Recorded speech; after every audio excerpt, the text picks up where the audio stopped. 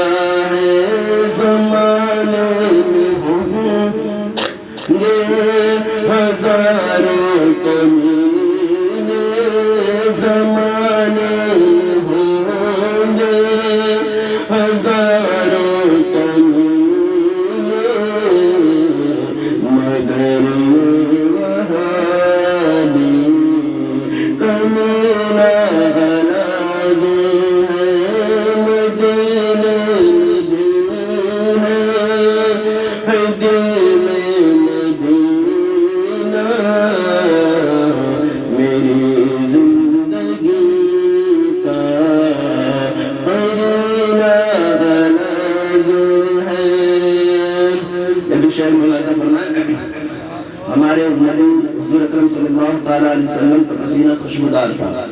جب ہمارے نبی کہیں چلے جاتے تو صحابہ کرام ان کے پسینے اور پسینے کی خوشبو سے پہچان لیتے تھے کہ ہمارے نبی اس راستے سے گزرے ہیں. تو ہمارے نبی کا پسینہ بھی الگ تھا عام انسانوں سے. شاعر کیا کہتا سنو.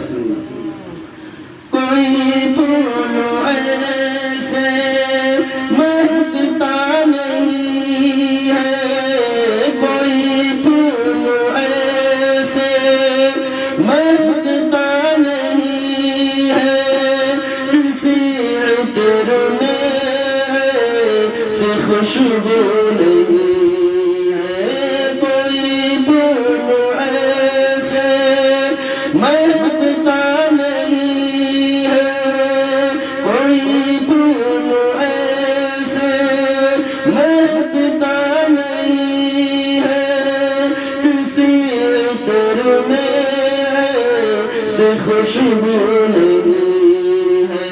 جدھر سے وہ گزرے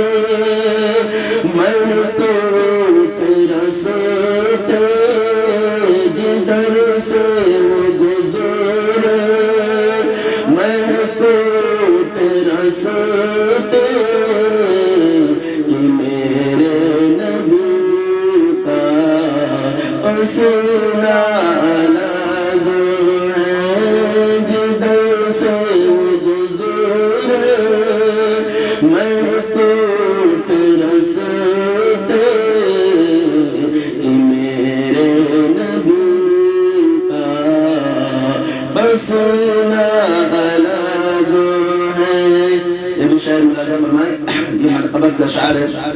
حضرت بلال حبشی رضی اللہ تعالیٰ عنہ حضور صلی اللہ تعالیٰ علیہ وسلم سے بڑی محبت فرماتے تھے. آپ کو ایمان سے ہٹانے کے لیے، حضور سے محبت سے جدا کرنے کے لیے آپ کا جو آقا تھا بڑا ظلم کرتا تھا. حضرت بلال حبش کے پیٹھ پہ کوڑا برساتا اور سینے پہ جو ہے گرم گرم پتھر رکھتا تھا. تو شاعر کیا کہتا ہے، سنیے. کبھی پیٹ پر ان کے کوڑے پڑے ہیں، کبھی پیٹ پر ان کے کوڑے پڑے ہیں، کبھی تپت سینے پہ پتھر رکھے ہیں، کبھی پیٹ پر ان کے کوڑے پڑے ہیں، کبھی سینے پہ، کبھی پیٹ پر ان کے کوڑے پڑے ہیں، کبھی تپت سینے پہ پتھر رکھے ہیں. تسلیم سینہ ہمارا بھی لیکن ہے، تسلیم سینہ ہمارا بھی لیکن بلال حبش کا وہ سینہ الگ ہے. مدینے میں دل ہے دل میں مدینہ، میری زندگی کا قرینہ الگ ہے. یہ بھی شعر ملاحظہ فرمائے. کھجوروں کے سائے میں بیٹھے رہے ہم، کھجوروں کے سائے میں بیٹھے رہے ہم، نہ چھوڑے کبھی بھی وہ رحمت کا موسم.